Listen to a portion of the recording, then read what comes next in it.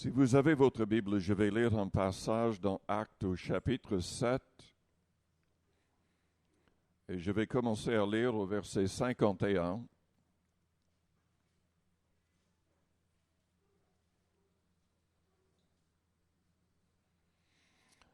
Je voudrais poser une question ce matin. Êtes-vous sous le contrôle du Saint-Esprit? Réellement sous son contrôle. Dans Acte 7, nous avons un message par Étienne, qui était diacre dans l'Église primitive. Il était rempli de foi et d'Esprit Saint. Il accomplissait de grands miracles au nom de Jésus-Christ. Mais évidemment, les chefs religieux de l'époque étaient toujours contre tous les chrétiens. Et ils ont pris position contre lui dans ce chapitre. Je ne vais pas prendre le temps de lire tout son message, mais uniquement à partir du verset 51. Homme au cou raide, incirconcis de cœur et d'oreille, vous vous opposez toujours au Saint-Esprit. Ce que vos pères ont été, vous l'êtes aussi. Lequel des prophètes, vos pères n'ont-ils pas persécuté? Ils ont tué ceux qui annonçaient d'avance la venue du juste, que vous avez livré maintenant. Et donc, vous avez été les meurtriers. Vous qui avez reçu la loi d'après les commandements d'anges, et qui ne l'avez point gardée. En entendant ces paroles, ils étaient furieux dans leur cœur et ils grinçaient des dents contre lui. Mais Étienne, rempli du Saint-Esprit et fixant les regards vers le ciel, vit la gloire de Dieu et Jésus debout à la droite de Dieu. Et il dit, voici, je vois les cieux ouverts et le Fils de l'homme debout à la droite de Dieu. Ils poussèrent alors de grands cris, en se bouchant les oreilles, et ils se précipitèrent tous ensemble sur lui, le traînèrent hors de la ville et le lapidèrent. Les témoins déposèrent leurs vêtements aux pieds d'un jeune homme nommé Saul, et lapidaient Étienne qui priait et disait, Seigneur Jésus, reçois mon esprit. Puis, s'étant mis à genoux, il s'écria d'une voix forte, Seigneur, ne leur impute pas ce péché. Et après ces paroles, il s'endormit. Prions le Seigneur avant d'aller plus loin. Père Céleste, nous te louons, nous te bénissons ce matin pour ta parole qui est la vérité. Nous te remercions pour la présence de ton Esprit Saint. Agis dans chaque cœur, dans chaque vie, parle dans les consciences. Seigneur, que toute personne dans cette salle soit réellement convertie, toujours sous le plein contrôle de ton Esprit Saint. Que tout esprit mauvais soit chassé. Que les cœurs soient libérés. Au nom de Jésus-Christ de Nazareth, agis pour que les malades soient guéris, pour que tous les croyants puissent recevoir la plénitude de ton Esprit Saint. Au nom de Jésus. Amen. Vous pouvez vous asseoir.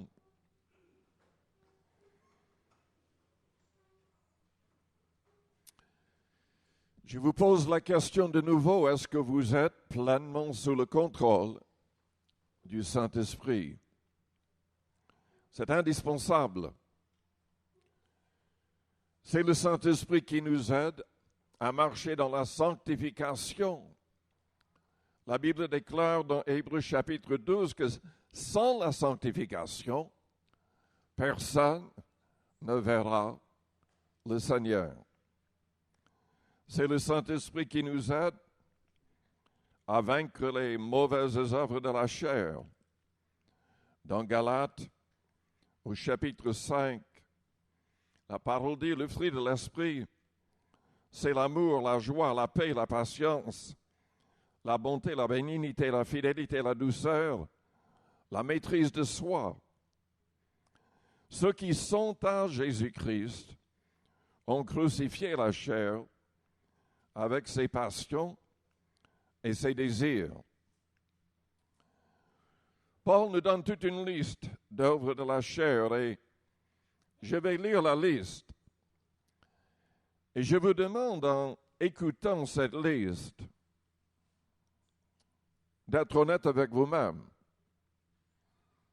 Est-ce que vous êtes sous le contrôle de l'Esprit Saint ou toujours sous le contrôle de la chair? À partir du verset 19, la Bible dit, « Or, les œuvres de la chair sont manifestes. Ce sont l'impudicité, porneia en grec, tout acte sexuel hors mariage légal. L'impureté au niveau des pensées comme au niveau du corps, la dissolution, l'idolâtrie, la magie. Il y a de plus en plus de gens, se disant chrétiens, qui sont idolâtres, touchent à l'occultisme,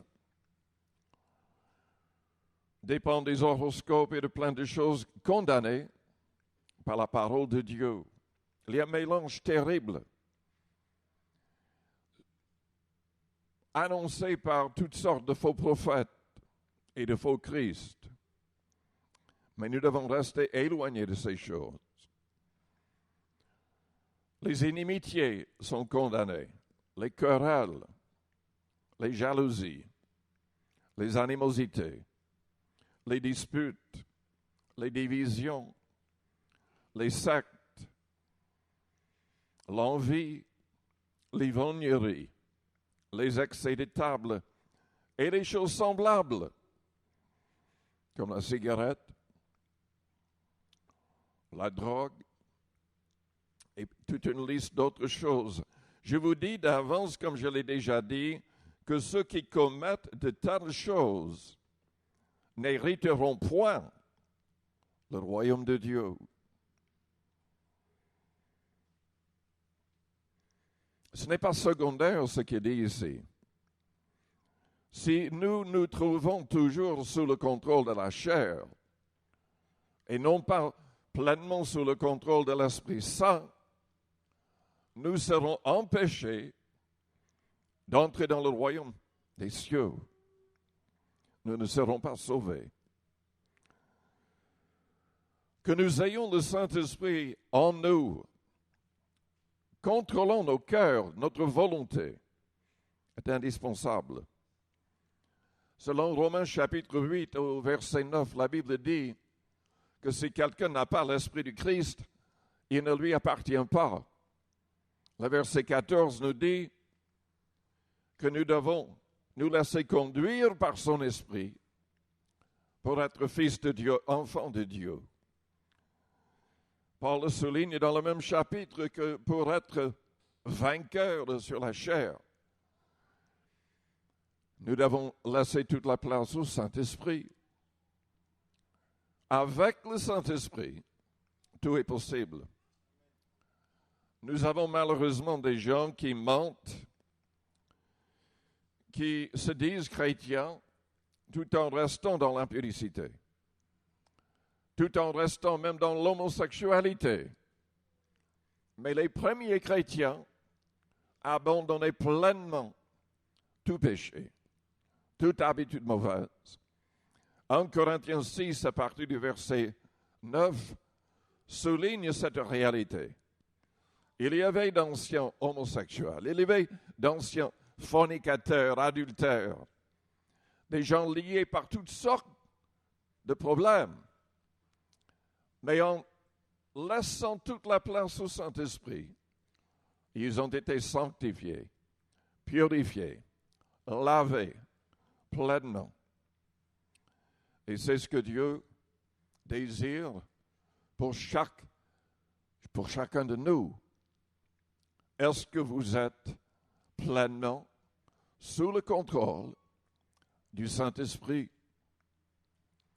C'est la volonté de Dieu que nous soyons remplis, baptisés de l'Esprit Saint, avec le signe qui est le parler en langue.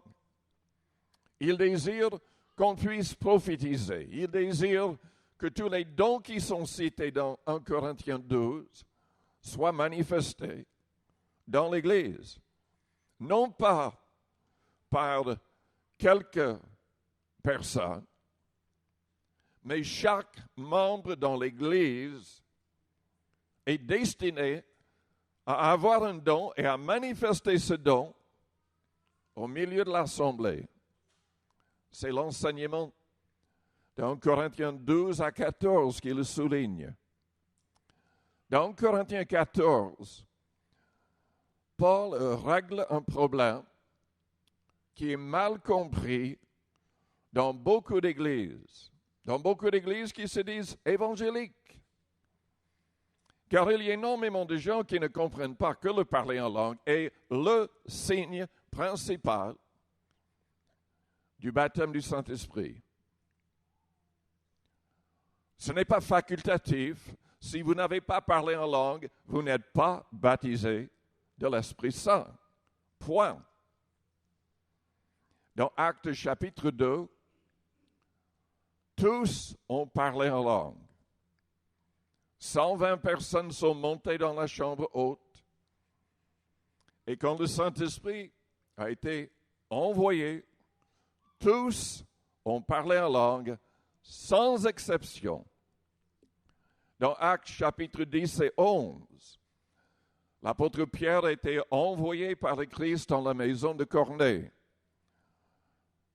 Tous dans cette maison étaient des non-juifs. Et les apôtres n'avaient pas encore compris que les non-juifs pouvaient être sauvés sans passer par le judaïsme.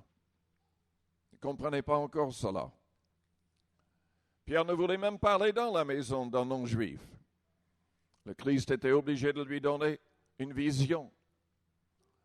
Mais prêchant dans cette maison, tout d'un coup, tous dans la maison ont été remplis de joie, remplis du Saint-Esprit, et se mirent à parler en d'autres langues miraculeusement. Il y avait aussi la prophétie. Mais quand Pierre a expliqué aux autres apôtres à Jérusalem plus tard la raison pour laquelle il avait baptisé d'eau, ces non-juifs, il a expliqué que c'était parce qu'ils avaient fait la même expérience que les apôtres avaient fait dans la chambre haute le jour de la Pentecôte. Parce que tous avaient parlé en langue. Il n'a pas du tout fait référence à la prophétie. Parce que la prophétie existe depuis le début de l'histoire biblique. Mais le parler en langue, non.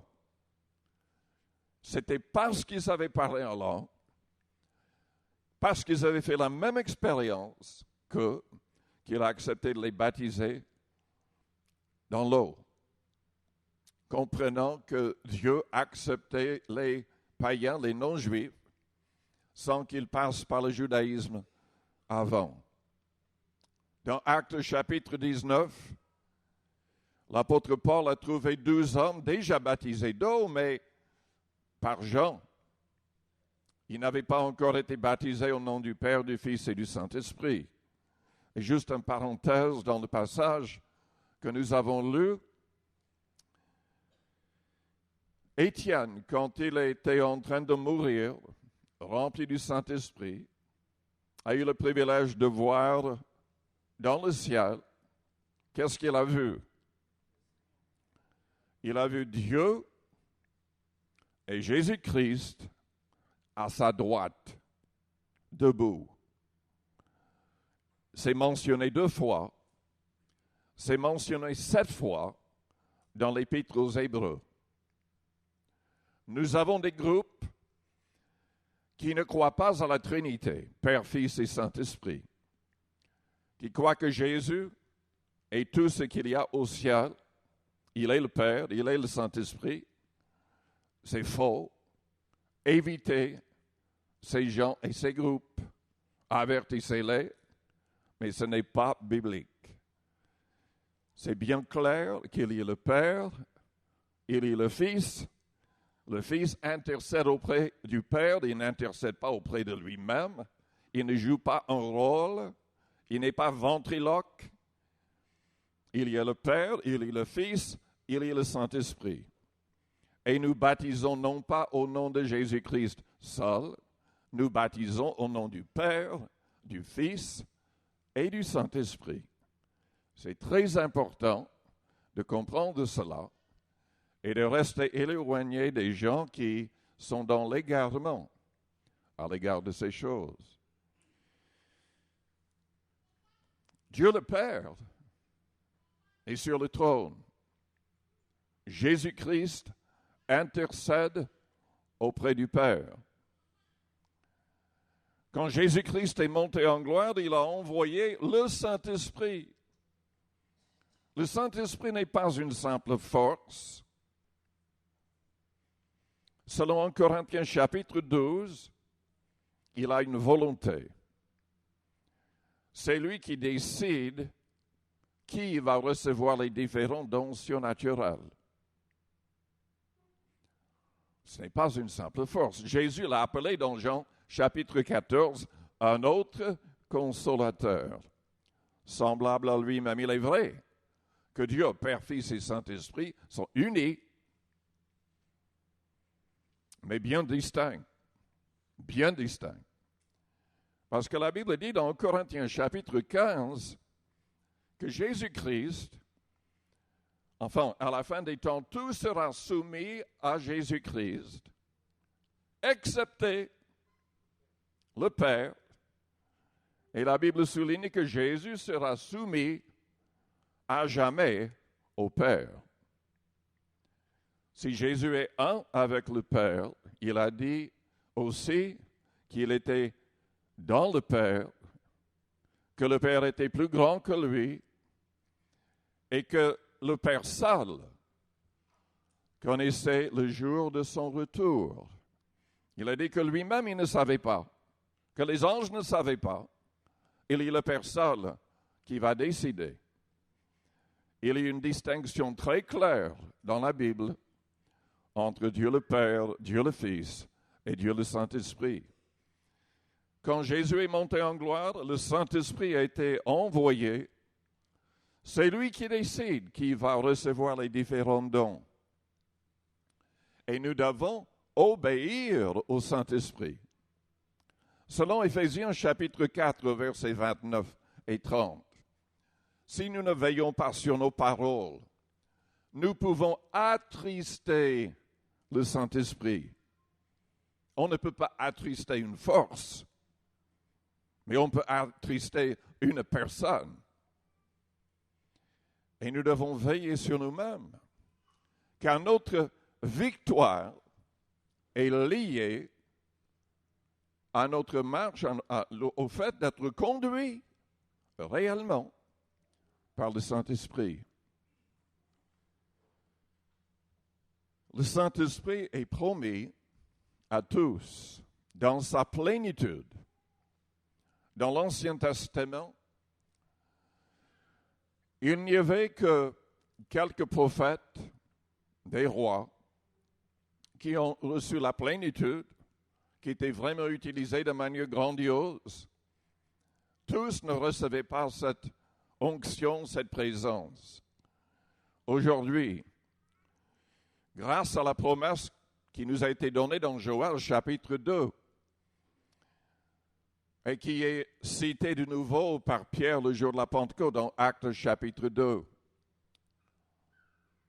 Dieu désire répandre son esprit sur toute chair, sur les hommes, sur les femmes, sur les enfants, sur les serviteurs, les servantes, que tous soient baptisés du Saint-Esprit et que tous prophétisent.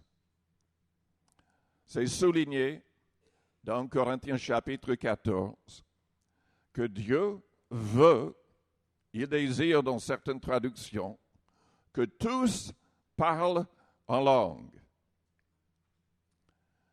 Il y a énormément de gens qui se trompent, il y a des sectes qui se trompent, il y a même des églises évangéliques qui se trompent. Lisons dans 1 Corinthiens 12, où une question est posée. Est-ce que tous parlent en langue? Et ils se disent, c'est évident dans le contexte que tous ne parlent pas en langue. Mais si vous lisez un peu plus loin, c'est marqué que Dieu désire que tous parlent en langue. Si Dieu désire que tous parlent en langue, c'est que tous peuvent parler en langue et tous devraient parler en langue. En fait, la question qui est posée dans Corinthiens 12 se réfère au don de la diversité des langues et de l'interprétation de ces langues. Tous ne reçoivent pas ce don-là, ne parlent pas en langue pour être interprétés, bien que rien n'empêche que tous aient ce don. Tout dépend de notre recherche, tout dépend de notre engagement avec le Seigneur. Mais, comme je l'ai déjà dit, c'est le Saint-Esprit lui-même qui décide qui il va utiliser. Et évidemment, pour qu'on soit utilisé au niveau des dons, nous devons veiller au niveau de notre cœur, au niveau de notre vie personnelle, pour que le fruit de l'Esprit soit manifesté en premier. C'est ce qui est le plus important. Je ne veux pas être utilisé en aucune manière, miraculeusement, et ensuite perdre mon âme parce que je ne veille pas sur ma vie personnelle. Nous devons veiller sur nous-mêmes et nous devons nous laisser conduire par l'Esprit Saint. Jésus-Christ voulait que tous ses disciples soient baptisés de l'Esprit, remplis de l'Esprit. Il avait ordonné dans Acte 1 au verset 4 que tous attendent dans la ville de Jérusalem. Malheureusement, tous n'ont pas obéi. Il avait parlé à plus de 500 personnes, mais il n'y avait que 120 qui ont obéi, qui sont montés dans la chambre haute, qui ont persévéré 10 jours pour être baptisés de l'Esprit. Ce n'est pas automatique, ce baptême-là. Si nous pouvons recevoir l'Esprit Saint d'une manière ou d'une autre, par la foi, par la prière, en confessant notre foi en Christ, pour recevoir la plénitude, nous devons quand même prier et persévérer. C'est souligné dans Luc au chapitre 11 et ailleurs. Les disciples ont persévéré 10 jours, ensemble. C'était vraiment de la persévérance. Combien d'églises à notre époque, combien de chrétiens à notre époque prient pendant 10 jours pour que les choses bougent, pour que Dieu agisse. Jésus a dit dans Luc chapitre 18 que si on voulait que Dieu agisse, il fallait crier jour et nuit. Dieu désire bénir les gens qui manifestent leur désir de recevoir, de réclamer ses bienfaits, ses promesses. Je vous pose la question de nouveau. Est-ce que vous êtes pleinement sous le contrôle du Saint-Esprit? Est-ce que vous avez permis au Saint-Esprit de vous libérer de l'esclavage du péché, des habitudes mauvaises? Est-ce que vous avez permis au Saint-Esprit de vous libérer de la timidité et de la crainte? La vaste majorité des chrétiens ne font strictement rien pour gagner les âmes. Ils ont peur d'ouvrir leur bouche. Leurs voisins ne savent pas du tout qu'ils sont chrétiens. Paul a dit à Timothée, qui était timide, « Ranime le don que tu as reçu par l'imposition de mes mains, car Dieu ne nous a pas donné un esprit de timidité, mais un esprit de force, d'amour et de sagesse. » Nous avons besoin de la plénitude du Saint-Esprit. Mes amis, nous vivons dans les derniers temps. Je crois que Dieu désire envoyer un réveil de l'Esprit dans toutes les églises afin de nous préparer pour la fin des temps. Nous voyons dans plusieurs pays de plus en plus de chrétiens torturés, persécutés, mis à mort. On m'envoie régulièrement des photos de ce qui se passe dans le monde. J'ai vu 3 belles jeunes adolescents décapités en Indonésie. J'ai vu un homme crucifié en Égypte parce qu'il a quitté l'islam pour devenir chrétien. J'ai vu un jeune homme en Tunisie tenu par terre par un groupe d'hommes avec un couteau. Ils lui ont coupé la tête parce qu'il a refusé de nier sa foi en Jésus-Christ. Ça va être de pire en pire, c'est selon les prophéties de la Bible. Mais Jésus revient bientôt. Nous avons besoin de la plénitude du Saint-Esprit pour faire face à toutes ces choses. Étienne a pu voir le ciel, il était réconforté en mourant. Il a pu aimer même, demandant que Dieu pardonne à ceux qui le mettaient à mort parce qu'il était rempli du Saint-Esprit. Nous avons besoin de cette plénitude. Si vous n'avez pas encore fait l'expérience de la Pentecôte, si vous n'avez pas encore reçu le parler en langue afin de pouvoir adorer Dieu, il y a plein de choses que je pourrais ajouter. Paul a dit, celui qui parle en langue s'édifie lui-même. Si vous voulez être fort, adorez Dieu en langue. Paul a pu supporter toutes sortes de souffrances, toutes sortes d'attaques, parce qu'il priait énormément en d'autres langues. Il a dit, je rends grâce de ce que je parle en langue plus que vous tous à Corinthe. Paul dépendait de cette force surnaturelle.